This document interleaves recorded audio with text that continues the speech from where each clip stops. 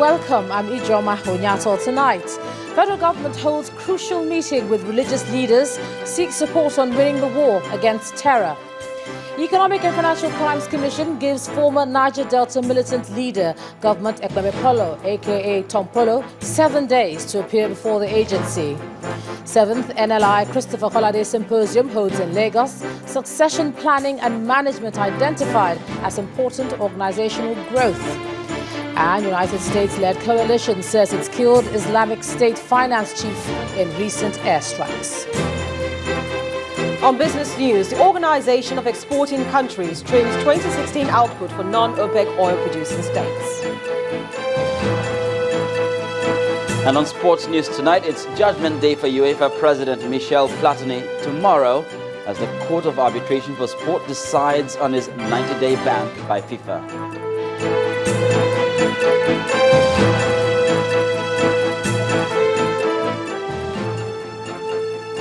As the deadline for ending terrorism in the country's northeast draws closer, the federal government has continued to canvass the support of Nigerians towards the elimination of the menace. This time, it's taken its campaign to religious leaders at a meeting in Abuja, where they made suggestions on how to tackle the challenge. Our correspondent Gloria Umezuke reports. It's less than 3 weeks to the expiry date given by the presidency to end Boko Haram insurgency, and apparently the end is not in sight. In the midst of dissenting voices over the deadline, religious clerics proffer some solutions. I don't think it is possible for us to have a deadline for fighting insurgency in Nigeria. It has not been done anywhere. It has not been successful anywhere. In Afghanistan, in Iraq, in anywhere in the world. So we don't need a deadline. But I think Mr. President was right to set aside a deadline for the army so that he will test their capability and encourage them more. Although the cleric encouraged a regulation of preachings, especially in the troubled north, Anglican Primate of the Church of Nigeria says the idea of a code of conduct for religious leaders should be treated with caution. Saying that you are going to draw rules and regulations for preachers, I think is another cause for discontent, because the center of protest will now shift from the individuals to against the government. Whoever will be responsible for drawing up the code. Government can decide to come with very good poverty alleviating or eradicating mechanisms, but if the attitude is not right, it will still fail. So we are looking at building the right attitude to accomplish good things. Nevertheless, the Minister of Information inside the hall urged clerics to drum up support in the war against insurgency. The kind of destruction and devastation that I saw in those areas convinced me more than ever that the perpetrators are not adherents of any religion, but a bunch of mad people.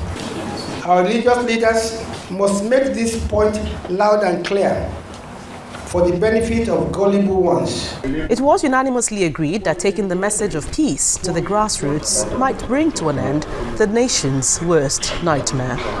Gloria Umezuke, Channels Television News. The Economic and Financial Crimes Commission has given Mr. Government Ekpeme Polo, popularly known as Tompolo, 1 week to appear before the Commission in Lagos or risk being declared wanted.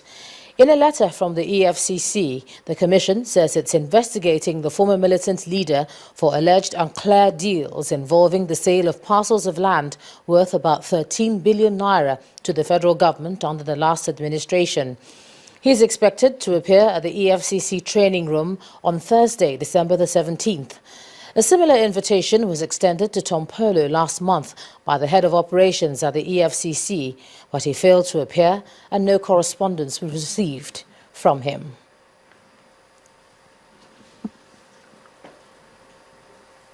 Well, the Federal High Court in Abuja has deferred ruling till Monday, December the 14th, in the bail application filed by the chairman of Dar Communications, Mr. Raymond Dokpesi. The Justice Gabriel Kolawale, who heard the bail application, said he could not rule immediately because the process filed by the parties in the suit were brought to him today. According to the presiding judge, there's need for him to study the processes before reaching a decision on the bail application. He therefore ordered that Mr. Dokpesi be remanded in the custody of the Economic and Financial Crimes Commission until Monday. In his argument, counsel to Mr. Dokpesi, Chief Michael Zekome, argued that the offences for which his client is standing trial are bailable, and as such, he should be granted bail on self-recognition or in the most liberal terms.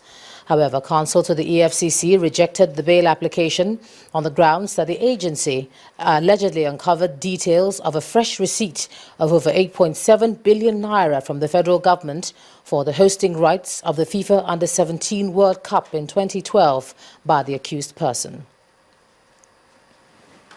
To politics, where the Speaker of the Kogi State House of Assembly, Jimoh Lawal, has been impeached over allegations of incompetence. Mr. Lawal was impeached alongside the Deputy Speaker, Ali Aku, and Minority Leader Hassan Bello.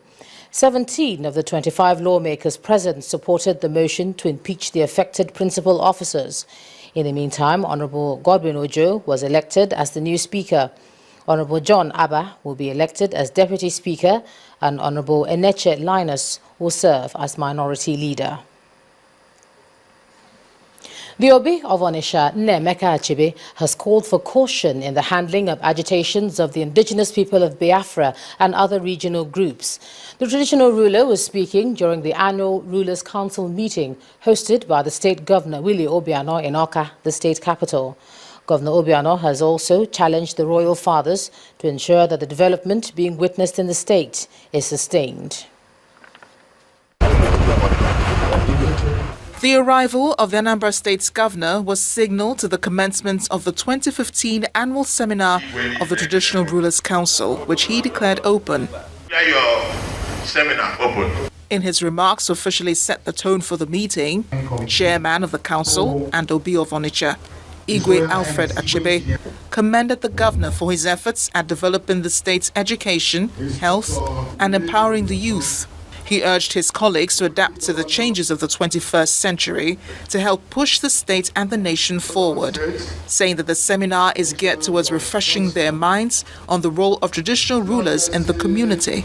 The challenge for the traditional institution in Nigeria is how to manage our influence to remain relevant, holding our domains, maintaining peace, promoting development, and protecting our culture and tradition, and advising, supporting, and partnering the government in its task of governance. Many issues were raised at the seminar, including concerns over the agitations of the indigenous people of Biafra. Igwe Achebe called for caution instead of rash judgments. We should not be in a hurry to condemn, but seek to engage the protesters in dialogue, to persuade them to express their own views, but also listen to the views of others. That in expressing their fundamental rights, they should do it within the law and not impede the fundamental rights of other people. Governor Obiano urged them to come up with a resolution on how to approach the Biafra issue to ensure continued peace and stability in the Igbo community.